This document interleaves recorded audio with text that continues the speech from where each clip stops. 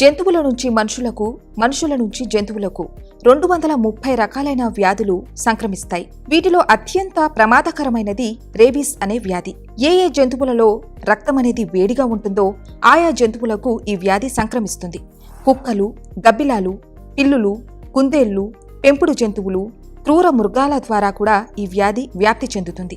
దీనిని నిర్ధారించేందుకు ఎటువంటి పద్ధతులు ఇప్పటివరకు అందుబాటులో లేవు. కేవలం లక్షణాలను బట్టే ఈ వ్యాధిని గుర్తించవలసి ఉంటుంది. ఈ వ్యాధి కుక్కకాటు వలన, పశువులు కొరకడం, వైరస్ సోకిన వ్యక్తి కొరకడం వలన వ్యాప్తి చెందుతుంది. జంతువుల లాలాజలంలో రబిడోవిరిడే జాతికి చెందిన రేబీస్ వైరస్ ఉంటుంది. ఈ వైరస్ వలనే రేబీస్ వ్యాధి అనేది సంక్రమిస్తుంది. మన దేశంలో చాలా రేబీస్ కేసులు కుక్క కరవడం వలన సంభవిస్తాయి. అమెరికా లాంటి దేశాలలో గబ్బిలాల వలన ఈ కేసులు నమోదవుతున్నాయి.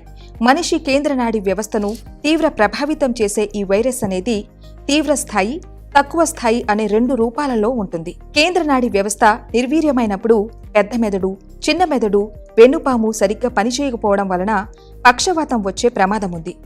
మూత్రాశయ పనితీరును కూడా ఈ వైరస్ తీవ్ర ప్రభావితం చేస్తుంది.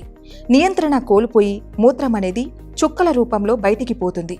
ఈ వ్యాధి అనేది 1 వారం నుంచి సంవత్సరం లోపల బయటపడే అవకాశాలు ఉన్నాయని శాస్త్రజ్ఞులు చెప్తున్నారు. అయితే సాధారణంగా 2 లేదా 3 వారాల వ్యవధిలో ఈ వ్యాధి లక్షణాలు బయటపడతాయి.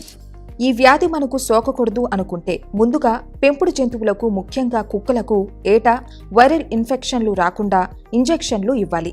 ఈ వైరస్కు వ్యాక్సిన్ను ఫ్రెంచ్ శాస్త్రవేత్త అయిన లూయిస్ పాస్చర్ కనుగొన్నాడు.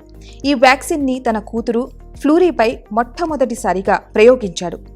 మెదడు పరిసర ప్రాంతాలలో కుక్క అనేది కరిచినట్లయితే ఈ వ్యాధి లక్షణాలు వేగంగా బయటపడతాయి. కాళ్ళు, పిక్కలు, తొడభాగంలో కరిచినట్లయితే ఈ వ్యాధి లక్షణాలు నిదానంగా కనిపిస్తాయి. వైరస్ అనేది కేంద్ర నాడీ మండలానికి చేరే సమయాన్ని బట్టి ఈ లక్షణాలు బయటపడతాయి. ఈ వైరస్ అనేది గంటకు 2 మిల్లీమీటర్ల వేగంతో ప్రయాణిస్తుంది. ఈ వైరస్ మెదడు భాగమైన చిన్న మెదడులో కేంద్రీకృతమై ఉంటుంది. ఈ వ్యాధిని నిర్ధారించాలంటే మరణించిన వ్యక్తిది కానీ, జీవిది కానీ చిన్న మెదడును శాస్త్రవేత్తలు పరిశీలిస్తారు. ప్రపంచవ్యాప్తంగా ఈ వ్యాధి బారిన పడి ఏడాదికి 65,000 నుంచి దాదాపు 80,000 మంది మరణిస్తున్నారు.